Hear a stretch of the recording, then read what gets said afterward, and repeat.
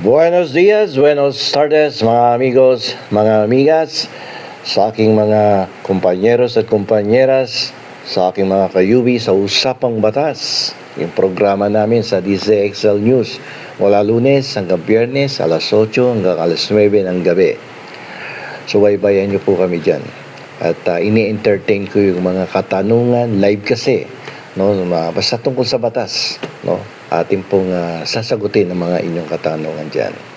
So ngayon po ang ating pag-uusapan ay yung tungkol sa pagbibitiw ng ating senador na si Panfilo Ping Lacson. Pagbibitiw bilang chairman ng Senate Blue Ribbon Committee. Dahil ito ay umalingaw-ngaw nitong mga nakarang araw at lalong-lalo na ngayong araw na to, umalingaw-ngaw yan dyan sa bulwagan ng Kongreso ng si Senate President Pro Tempore ay nagsumite ng kanyang resignation kay Senate President Tito Soto. At itong pag-resign niya na ito ay may kaugnayan doon sa investigasyon tungkol sa bilyong-bilyong pisong anomalya sa mga proyektong na may kinalaman, no, sa pagkontrol sa baha. So, dito ay definitely magkakaroon ng pagpapalit ng kamay ng martilyo dito, yung kamay ng hustisya.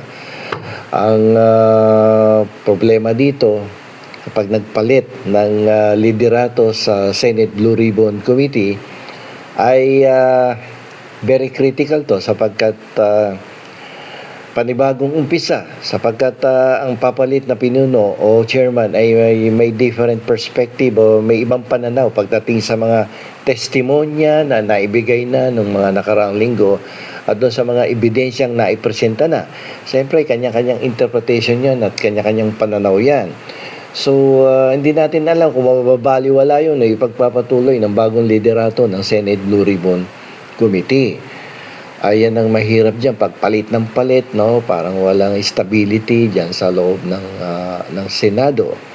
So ano ba yung dahilan bakit nagbitiw itong si Ping Lacson, no, bilang chairman ng Senate Blue Ribbon Committee? No? Ang balita ay dahil daw ito sa lumalaking kritisismo mula mismo sa kanyang kasamaan dyan sa Senado tungkol sa kanyang paghawak, no, sa investigasyon sa mga umano'y anomalya sa mga proyektong pangkontrol sa baha. Sabi nung una ni Senator Lacson, pwede niyang baliwalain yung mga kritisismo, no, mula sa mga misinformed na netizens at mga partisan sectors. Yung mga pagkadismaya nila ay pwedeng baliwalain ng senador. Kaya lamang ang hindi niya pwedeng tanggapin dito yung pagkadismaya daw ng kanyang mga kapwa senador na frustrated, no, ayaw yung kanyang sistema sa paggagawa ng investigasyon. Ito ay nagtulak sa kanya na magbitiw sa posisyon. Na ramdam niya na ang pinakamainam na paraan ay magbitiw na doon sa hinahawakan niyang posisyon bilang chairman, no, ng Senate Blue Ribbon Committee. At sabi niya kung pakaramdam ninyo na kayo ang mas mahusay at mas epektibo at mahahawakan niyo ng mas maganda ang investigasyon na to, di kayo na lang, no, ang mag-imbestiga. Parang something like that ang gustong iparating ng ating butihing senador. So, dumating pa nga sa usapan na magkakaroon na ng Senate coup o shake-up, no? At dahil sa hindi pagkakasundo-sundo dyan sa investigasyon na yan, kung saan ang ilang mga senador ay nag-isip na umalis na doon sa majority block. Nagkaroon din ng tensyon sa pagitan ni Lacson at iba pang mga senador tungkol sa pagdalo sa mga pagdinig. Yung iba hindi nakikipag-cooperate, yung iba hindi umaaten. So, dahil dito nararamdaman ni Lacson na parang hindi kayo kontento sa aking isinasagawang investigasyon dito. So, may parang bias daw siya dahil parang may pinupunteriya daw si Lacson na ilang mga senador habang pinoproteksyonan naman ang iba na tinatanggihan ng mga pag-aangkin na ito bilang fake news at false narratives. Iginiit niya na mahusay niyang pinangasiwaan ng mga pagdinig, ngunit kung kinilala ng ang mga pagsisikap niyang ito na parang hindi katanggap-tanggap sa kanyang mga kasamahang mga senador, ay siguro sabi niya mas nararapat na magbitiw na lamang siya sa posisyon niya bilang chairman. At ang dahilan niya nga dito, silang mga chairman ng mga different committees dyan sa Senado, they are serving at the peers, no? They are serving at the pleasure of their peers. So kanina nga ay nagsumite na siya ng kanyang resignation bilang chairman ng Senate Blue Ribbon Committee kay Tito Sen. So ang problema dito, magkakaroon ng abala dun sa momentum na naumpisahan ni Lacson. Yung pagbabago kasi sa pamumuno ay maaaring makagambala sa momentum ng patuloy na investigasyon sa mga anomalya sa pagkontrol ng baha. Ang isang bagong chairman ay pwedeng may ibang diskarte yan. No? May kanya-kanyang prioridad dyan. At may sariling standard yan, no? sa investigasyon. Na pwedeng magbigay, no, ng pagkaantala o pagbabago sa focus dyan sa investigation sa flood control. So, pwede ding magkaroon niya ng epekto doon sa mga dati nang umaten bilang saksi at doon sa mga ebidensya nang naipresenta. Yung dating mga saksi na handa makipagtulungan kay Lacson ay pwedeng mag-atubili na ngayon na gawin ito sa isang bagong chairman ng Senate Blue Ribbon Committee. Lalo na kung nakikita nila na ang pagbabago, no, ay hindi makakabuti para sa kanila. Si politika yan eh. Maaari ding maka-apekto ito sa pagkakaroon ng mahalagang impormasyon at ebidensya. May kanya-kanyang perspektibo yan eh. May kanya-kanyang interpretation yan sa mga ebidensya.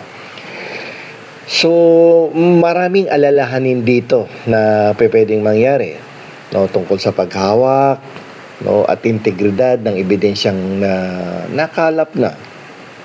Ang isang bagong chairman ay maaaring suriin ang ebidensya sa ibang pananaw na maaaring humantong sa mga hamon o pagtatalo tungkol sa pagiging katanggap-tanggap o interpretasyon nito. Siyempre, depende yan sa chairman kung tinuturing ba nilang admissible or inadmissible yung mga ebidensya at paano niya bibigyan ng interpretasyon ng mga ebidensyang naisumite na. Yan ang mahirap dyan.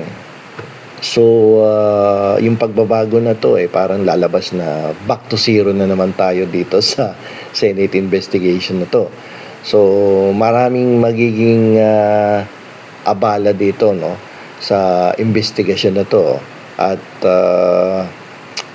pwedeng umiwas yung ibang testigo at yung ibang ebidensya ay pwedeng hindi na isumite tuloy ng mga bagong testigo dahil sa pagpapalit ng chairman. Siyempre, iba yung tiwala nila do sa dating chairman at sa pumalit or papalit na chairman dito sa Senate Blue Ribbon Committee.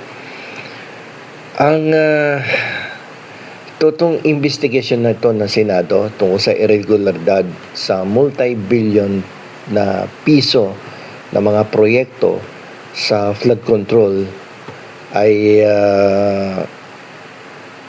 na itinuturing na naging milking cow ng ilan sa ating mga mambabatas na sinasabi nga may mga aligasyon na sila ay tumatanggap ng mga kickback na mula sa pondo ng infrastruktura na inilaan mula noong 2022. But in truth and in fact, hanggang from 2016 dapat to yung investigasyon hanggang sa kasalukuyang taon.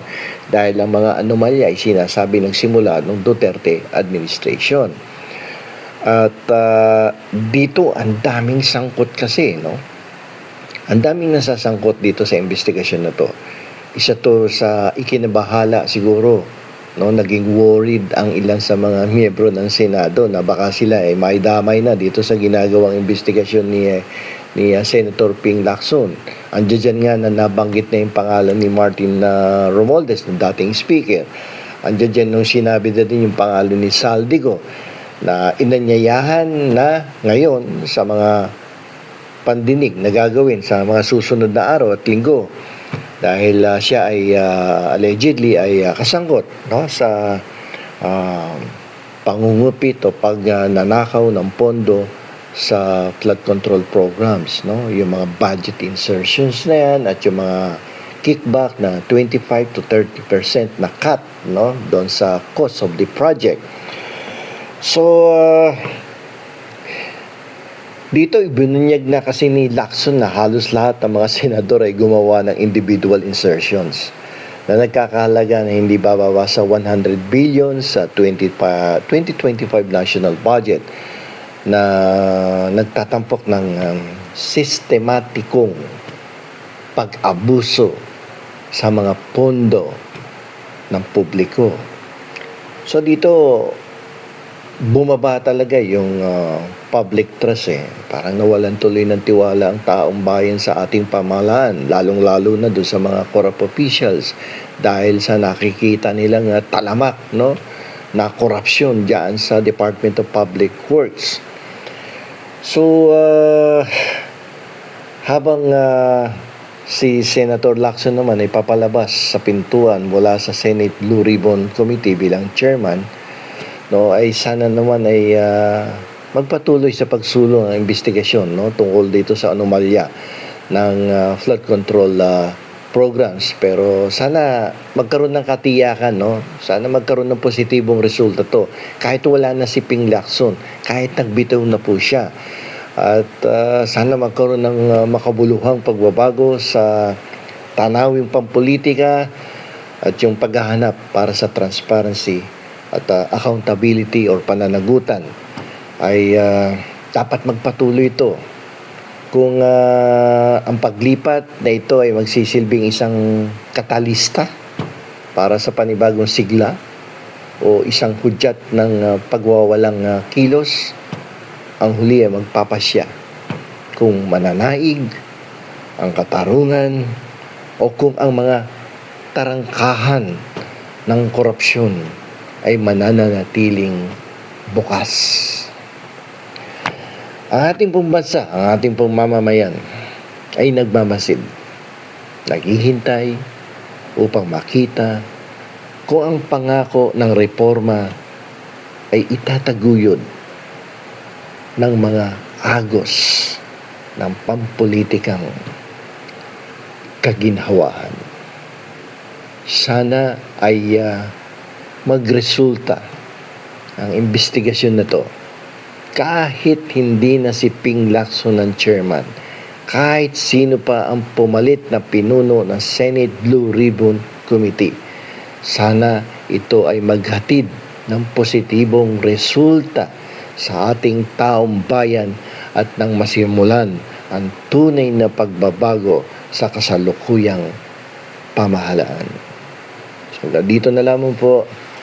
Ito po ang inyong lingkod, Attorney Rene Buwena.